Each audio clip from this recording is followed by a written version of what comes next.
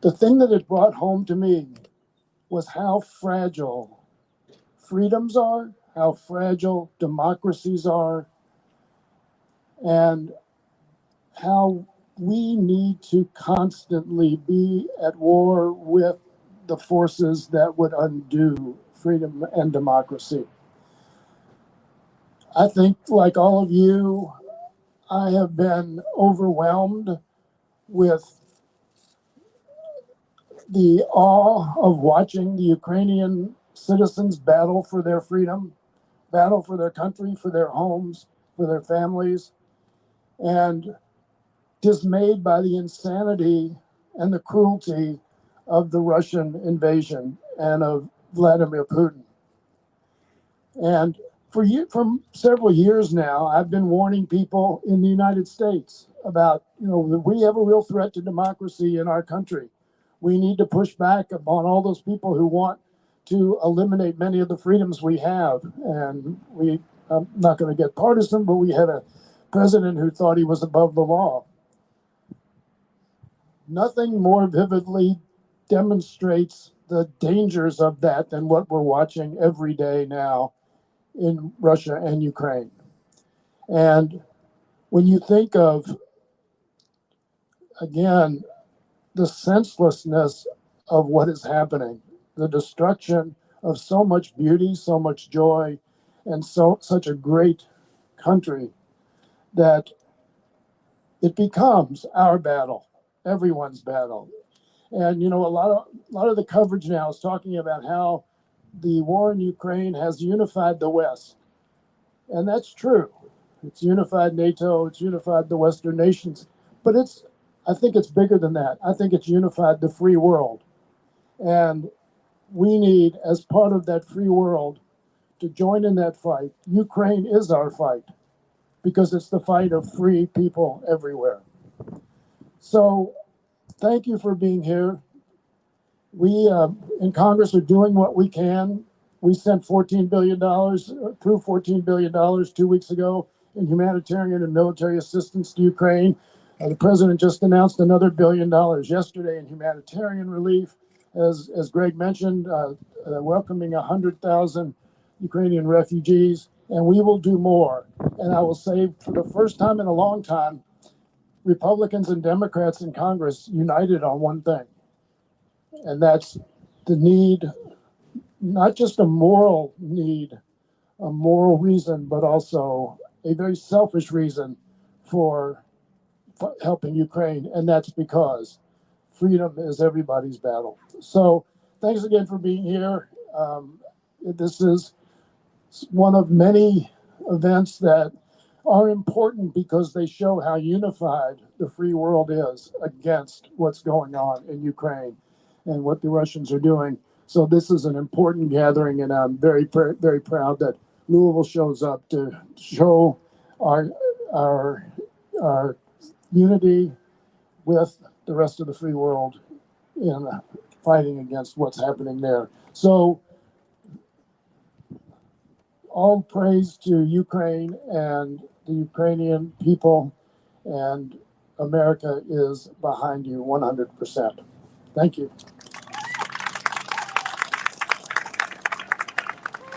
Thank you, Congressman. Next, we're going to hear from some of the community partners and Native Ukrainians that I spoke of earlier. Natasha Reimer has really been a leader in this effort.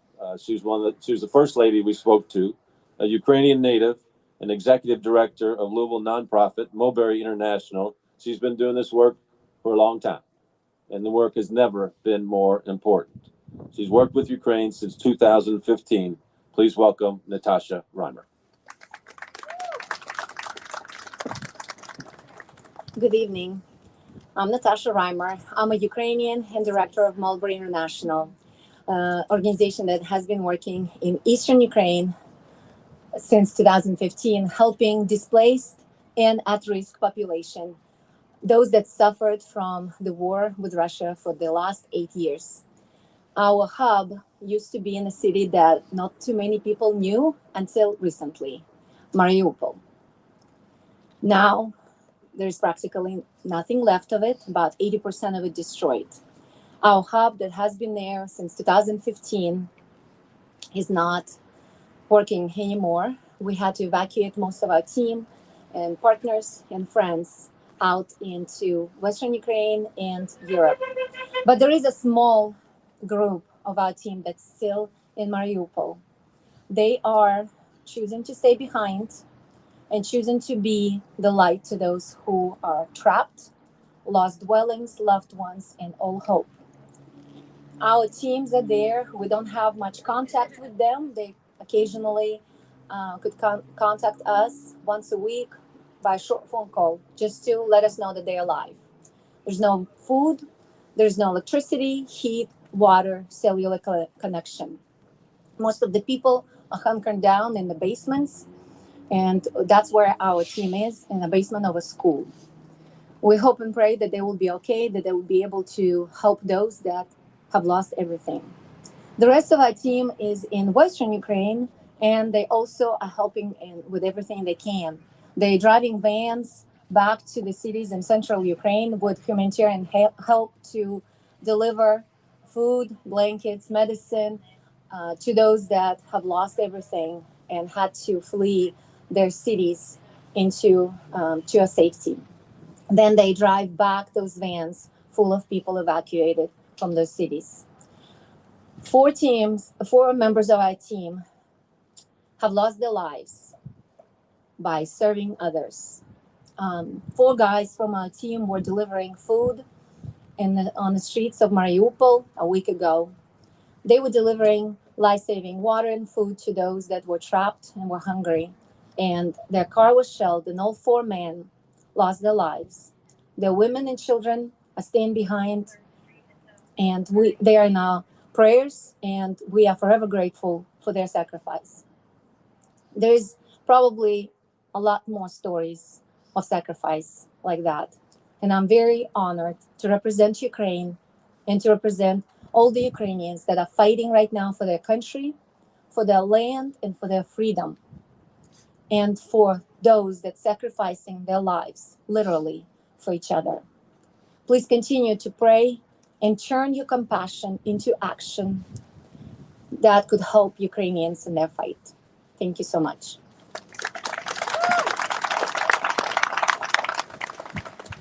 Beautiful. Thank you. We're now going to hear from Angela Katz. She's a Ukraine native, currently teaching at St. Francis High School and a member of our Ukraine task force. Angela?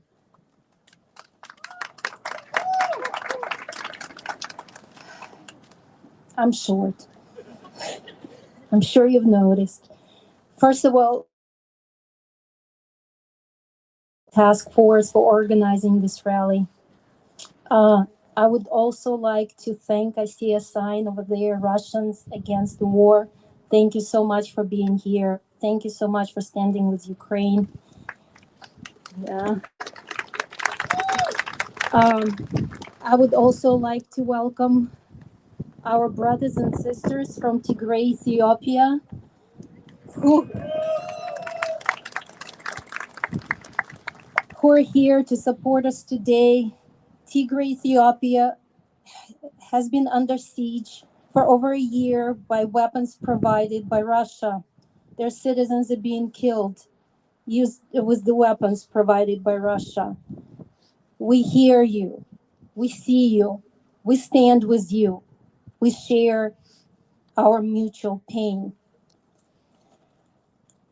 I was born and raised in Ukraine, but have called myself a proud Louisvillian for about half of my life. As Mayor Fisher mentioned, there are many Ukrainians here, and we're grateful to Louisville for becoming our new home. But we all left a part of us in Ukraine. For some, it's just memories. But for many, it's very tangible. It's old friends, it's family, it's fields of sunflowers. And we're grieving. We're grieving because those we care about are being killed by Russian missiles and snipers. Our hometowns are being carpet bombed, and those who survived are being scattered around the world. We live in a state of sadness and anger, despair and anxiety, but also pride and hope. I have never felt more proud to be Ukrainian.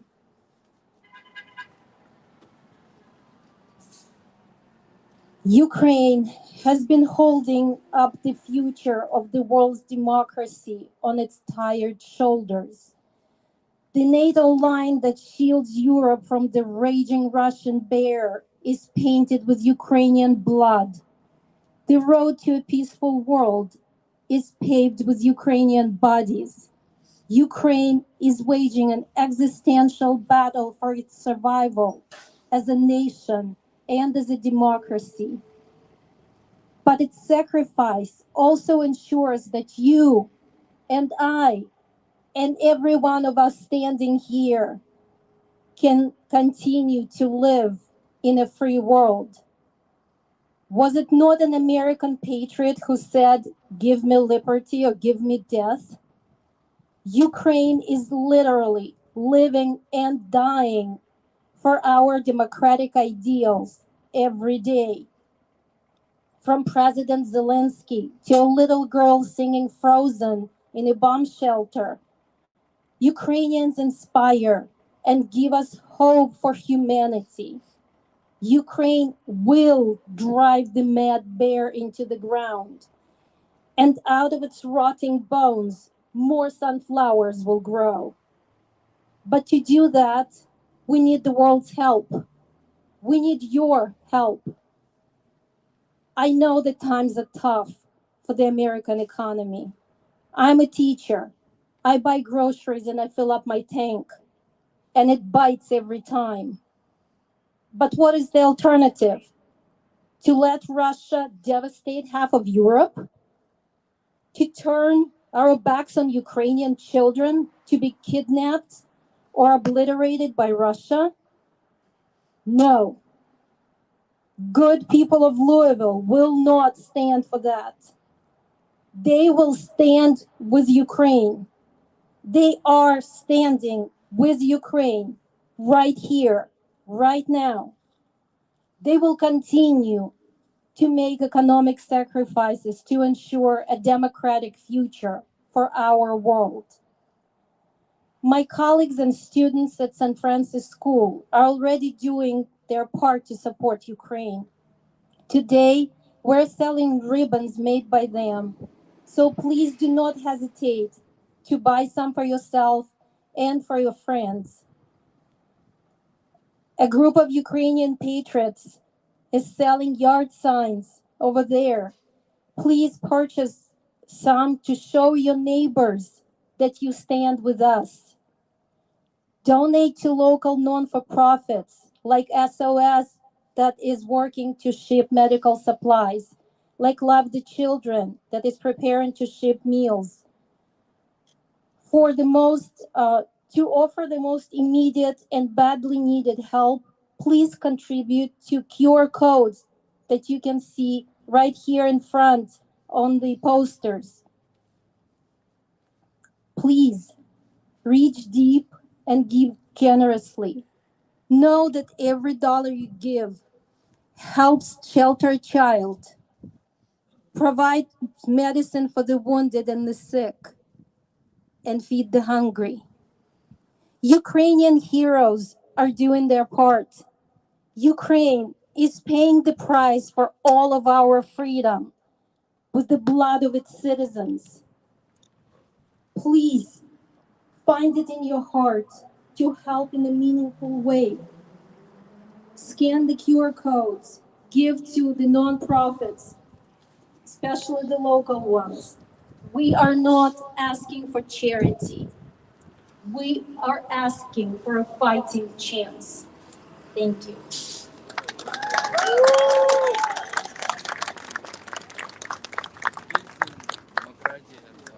Thank you, Angela. Very powerful.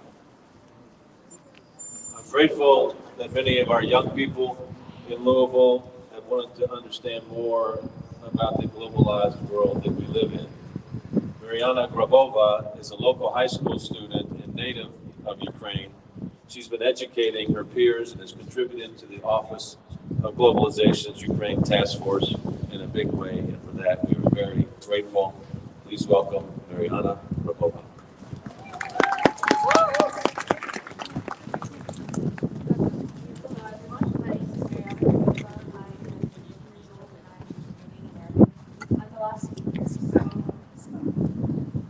First time I see what it means to have freedom and independence.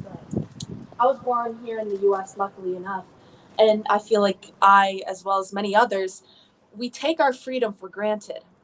But when I spoke to my cousin, who's a medic and captain in the Ukrainian army, who is currently on the front lines, and I hear stories of people my age being torn apart by Russian bombs, I realized that this safety, this freedom is not guaranteed. In order to have this freedom, you have to fight constantly. It doesn't matter what age you are, whether you're a teenager or a senior citizen, you have to fight. And in today's case, the fight is not only for freedom, it's a fight to stop a regime that is killing innocent Ukrainian children and citizens. This is a genocide being committed by Putin and his Russian army. We have to help. So many people have already died, and 10 million Ukrainians have been forced to flee their homes. So the least that we can do is try to show our support. It doesn't matter that we're 3,000 miles away from Ukraine. We have an impact. You and I have an impact. Anyways, over the past few weeks, my school, North Oldham High School, we have been able to successfully collect hundreds of pounds of humanitarian aid to be shipped to Ukraine. Additionally, with Love the Hungry, a few teenagers and I, we were able to pack over 20,000 meals to be shipped to Ukrainian citizens and children. We've also written letters to soldiers and to our representatives, and been loud on social media and communities. If a group of teenagers can do this, imagine what you can do with your experience, connections, and money. I'll tell you what. First, be loud. Be loud on social media, Facebook, Instagram, Twitter, whatever you have. Then write to your representatives. We've heard from congressmen that public pressure allowed the Biden administration to cut off Russian oil. So please, I beg of you, please be loud. Secondly, donate money to places who are already doing good work. Help Heroes of Ukraine is a fantastic organization, and I mean, if you ask, they will give you receipts of what they are actually buying. Also, Razum for Ukraine is providing supplies to the front lines, and there are several posters around you with QR codes if you would like to donate. And finally, follow our Instagram, Facebook, and Twitter accounts for the Office of Globalization and the Mayor's Office. We will be soon launching a Louisville initiative to collect necessary items that will be shipped to Ukraine to help innocent civilians and children. You know, in my history class, me and my peers, we asked, how could the world sit by and allow Hitler to do what he did? If we do nothing now, we have the same answer. Thank you.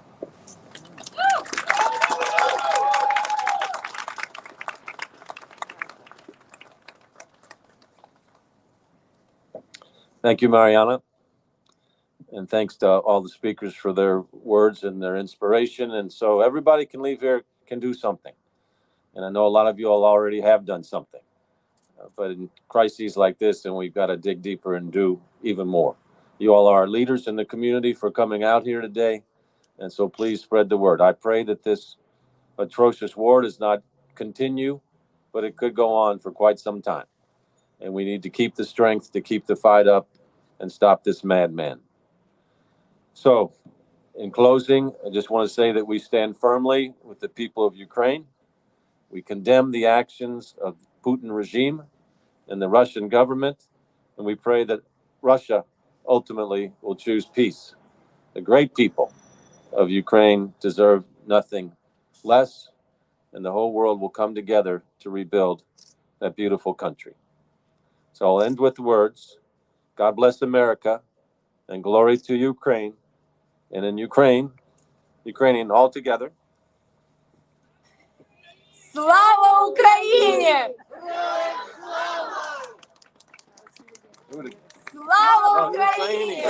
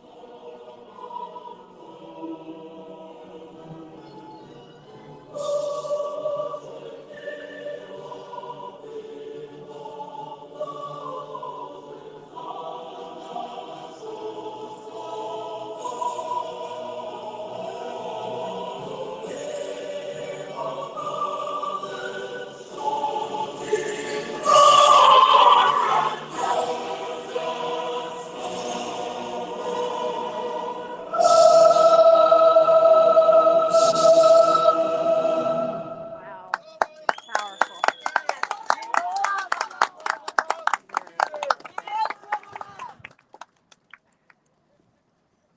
Thank you, everyone, for coming out. John, Congressman Yarmouth, how are you? I'm good. You've had a pretty close-up view of Vladimir Putin over a number of decades. Give us your impression of him as a man. Well, I think what we've seen is somebody who is a remnant of the Soviet Union and all of the horrible aspects of that society that many of us saw growing up. And so, evil doesn't die easily. And what we saw in the Soviet Union, all the repression, the disregard for human life, we're seeing again from Vladimir Putin now. Thanks for all you're doing. Thanks. Good to see you. Thanks, Marty. Sorry about that. That's all right. All right, you guys. This is an amazing, amazing effort. Let me get up high so you can see. Hey, thank you, darling. Here's the QR code Destiny's just providing me with, in case anybody would like to scan it to contribute. You ought to be able to get that right off of here. Just do a screenshot so you can scan the QR code and make a contribution. It's the best way to do it. Thanks, Destiny. Watch the kids. All right, so, guys. Oh, somebody just fell over there. I hope they're okay. Somebody tripped and fell. Hopefully they're okay. A small but mighty crowd showed up tonight to support this rally for Ukraine. Got grabbed a second there with Congressman Yarmouth to just get a personal view of the man who has caused this incredible war, Vladimir Putin. Yarmouth's been in Congress for 3 decades, and he has had a very close-up and personal view of what Putin is like, as most of us who are over the age of 50 remember from the Soviet Union and prior to the fall of the Berlin Wall and the deconstruction of the Soviet Union, what Eastern Europe was like. And there is a very strong resurgence of that type of mentality in this war, in this invasion, this unprovoked invasion of Ukraine by Russia's forces. And they just never expected Ukraine to fight back as they have. So an incredible opportunity to stand up, take a stand for something that is good, which is freedom and democracy in Eastern Europe, this could easily happen to us. And as Congressman Yarmouth just pointed out, watching Donald Trump in action is a very similar experience to seeing what is going on right now.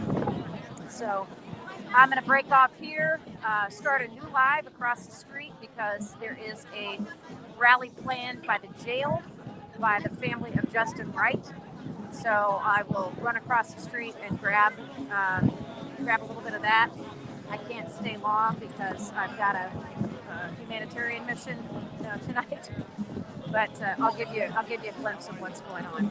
But take every opportunity you see to stand up for the blue and yellow, for the flag of Ukraine, because it is a very, very important part of keeping democracy in action in the United States of America and the rest of the free world as well.